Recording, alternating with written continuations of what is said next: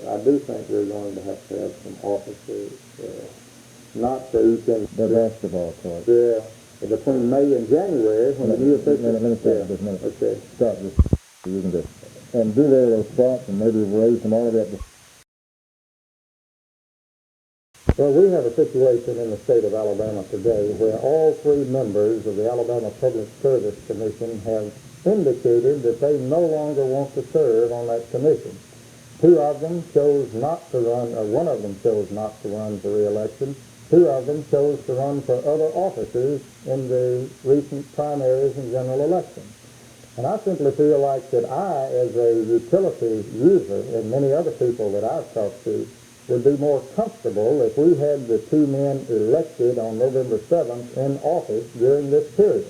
And if you'll notice, the two largest utilities in the state of Alabama chose this period between the November election and the date in January when the new commissioners take office to file for a rate increase. The Public Service Commission is the only agency of state government which directly affects every Alabamian.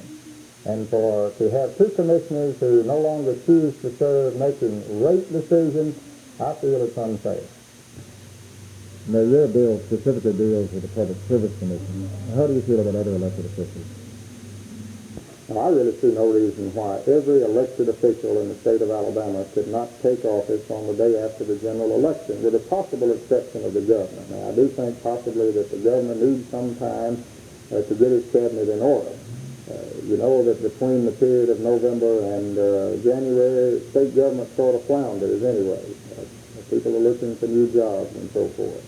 One reason that I supported the move of the primaries from May to September was to cut down the length of time between May and January that defeated officials had still in office.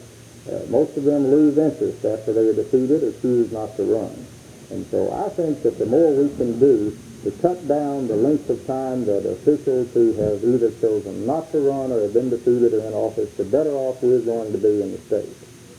Do you think something like this could be applied to this constitutional revision that's being considered? I very definitely would want to consider in the new Constitution that the legislature will take up sometime next year the possibility of changing the date when officials take office.